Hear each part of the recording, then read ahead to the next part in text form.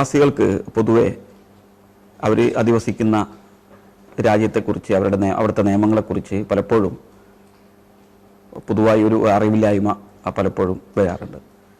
അവരെ സംബന്ധിച്ച് വലുതും എന്നാൽ രാജ്യത്തെ വളരെ ചെറിയ നിയമങ്ങളെക്കുറിച്ച് പോലുമാണ് അവർക്ക് അറിയാതെ പോകുന്നത്. അപ്പോൾ അത്തരം നിയമങ്ങളെക്കുറിച്ചുള്ള ഒരു അവബോധം സൃഷ്ടിക്കുക എന്നുള്ളതാണ് ഈ പരിപാടി കൊണ്ട് ഞങ്ങൾ ഉദ്ദേശിക്കുന്നത്. തീർച്ചയായും ഇത് വളരെ അഭിനന്ദനം അർഹിക്കുന്ന ഒരു ചുവടുവയ്പ്പാണ്. എന്തുകൊണ്ടെന്നാൽ ഇപ്പോൾ ആദ്യം പറഞ്ഞതുപോലെ ചെറുതെന്ന് തോന്നുമെങ്കിലും ചില കാര്യങ്ങൾ യഥാസമയത്ത് വേണ്ട നടപടികൾ സ്വീകരിച്ചില്ലെങ്കിൽ വലിയ പ്രശ്നങ്ങളായി മാറാൻ സാധ്യതയുണ്ട്. അതുകൊണ്ട് ഏതൊരു പൗരനും പ്രത്യേകിച്ച് വിദേശത്ത് അധിവസിക്കുമ്പോൾ ആ രാജ്യത്തെ നിയമങ്ങൾ അനുസരിച്ച് ജീവിക്കുവാൻ ബാധ്യസ്ഥനാണ്. അതുകൊണ്ട് ആ രാജ്യത്തെ നിയമങ്ങളെക്കുറിച്ചുള്ള ഒരു പരിജ്ഞാനം എപ്പോഴും പ്രശ്നങ്ങളുണ്ടാകാതെ ആത്മാഭിമാനത്തോടെയും ആത്മധൈര്യത്തോടെയും ജോലി ചെയ്യുവാനും ജീവിക്കുവാനും വലിയ തോതിൽ സഹായം ചെയ്യും. അത് പ്രവാസിയുടെ ആത്മവിശ്വാസം വളർത്തുകയും ചെയ്യും. അതുകൊണ്ട് തീർച്ചയായും ഇങ്ങനെയുള്ള പ്രവർത്തനങ്ങൾ നാം ചെയ്യേണ്ടത് അത്യാവശ്യം തന്നെയാണ്. ഒരു കമ്പനിയിൽ ഒരു തൊഴിലാളി കഴിഞ്ഞ ഏകദേശം 3 വർഷമായി ജോലി ചെയ്തു വരികയാണ്. ആ തൊഴിലാളിക്ക് മറ്റൊരു കമ്പനിയിലേക്ക് മാറാനുള്ള യോഗ്യതയാണോ, 3 വർഷം മതിയോ എന്നുള്ളതാണ് ഒരു ചോദ്യം. ഇതിൽ 2 കാര്യമുണ്ട്.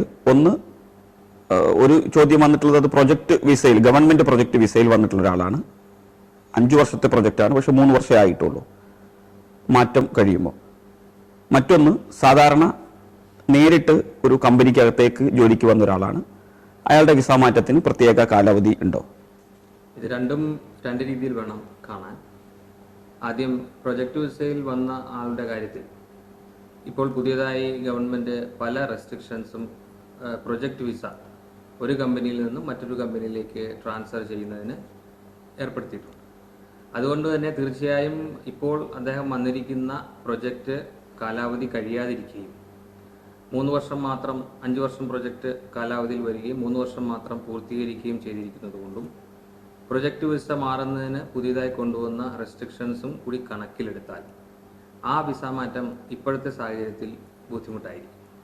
അതുകൊണ്ട് പ്രായോഗികമായ ഒരു സമീപനം എന്നുള്ള നിലയിൽ 5 വർഷത്തെ പ്രൊജക്റ്റ് ആ കമ്പനിയിൽ പൂർത്തിയാക്കിയതിന് ശേഷം ഒരു വിസ മാറ്റത്തിന് ശ്രമിക്കുന്നതായിരിക്കും ആ തൊഴിലാളിയെ സംബന്ധിച്ച് ഉചിതമായ നടപടി. ഇനി രണ്ടാമത്തെ വ്യക്തിയുടെ കാര്യം എടുത്താൽ അദ്ദേഹം വന്നിരിക്കുന്നത് സാധാരണ ഒരു കമ്പനി വർക്ക് വിസയിലാണെന്ന് കരുതുന്നു.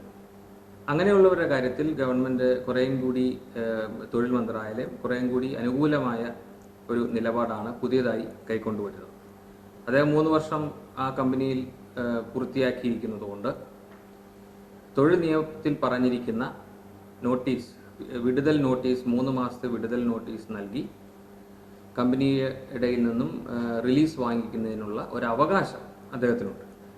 പക്ഷേ കമ്പനി വിഷയത്തിൽ എന്തെങ്കിലും വിധത്തിലുള്ള ഒബ്ജക്ഷൻസ്, എന്തെങ്കിലും തരത്തിലുള്ള ബുദ്ധിമുട്ടുകൾ അറിയിക്കുകയാണെങ്കിൽ പിന്നെ അദ്ദേഹത്തിന് മുമ്പിലുള്ള നിയമപരമായ മാർഗമെന്ന് പറയുന്നത് ministry of social affairs and labour, ഷൂൺ എന്നറിയപ്പെടുന്ന തൊഴിൽ മന്ത്രാലയത്തിൽ, ഏത് തൊഴിൽ മന്ത്രാലയത്തിൻ്റെ കീഴിലാണോ ആ കമ്പനി വിസ അടിച്ചിട്ടുള്ളത് ആ പ്രദേശത്തെ തൊഴിൽ മന്ത്രാലയത്തിൽ ഒരു പരാതി സമർപ്പിക്കാൻ സാധിക്കുന്നതാണ്.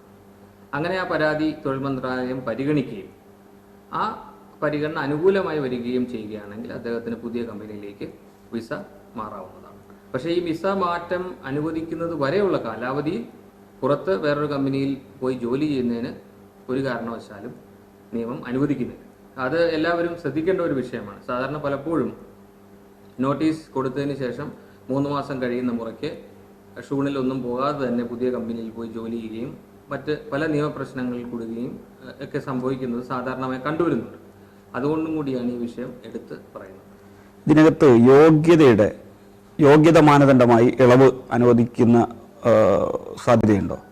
യോഗ്യതാ മാനദണ്ഡം മുൻകാലങ്ങളിൽ തീർച്ചയായും പ്രൊഫഷണൽ കാറ്റഗറിയിലുള്ളവർക്കൊരു അഡ്വാൻറ്റേജ് അല്ലെങ്കിൽ ഒരു പരിഗണന നൽകിയിരുന്നു. ആ പരിഗണന ഇപ്പോഴും നൽകുന്നുണ്ട്. പക്ഷെ പ്രത്യേകിച്ച് ഒരു യൂണിവേഴ്സിറ്റി ഡിഗ്രി ഉള്ളതുകൊണ്ടോ മറ്റ് എന്തെങ്കിലും കാര്യമുള്ളതുകൊണ്ടോ മാത്രം അത് മാത്രം അടിസ്ഥാനപ്പെടുത്തി ഒരു റിലീസ് അല്ലെങ്കിൽ ട്രാൻസ്ഫർ സാധ്യമല്ല. പല ഘടകങ്ങളും ഈ 3 വർഷത്തെ സർവീസ് മറ്റ് ഘടകങ്ങളും എല്ലാം കൂടി കണക്കിലെടുത്തതിന് ശേഷം മാത്രമേ തൊഴിൽ മന്ത്രാലയം അങ്ങനെ ഒരു ട്രാൻസ്ഫർ അനുവദിക്കൂ. ഇതാണ് ഈ വിഷയത്തിൽ കോമൺ ആയി പറയാനുള്ള കാര്യം. പിന്നെ ഓരോ കേസിലും വ്യത്യസ്തമായി എന്തെങ്കിലും പ്രത്യേകതകളുണ്ടെങ്കിൽ അതുകൂടി പരിഗണിക്കേണ്ടതായി വന്നേക്കാം.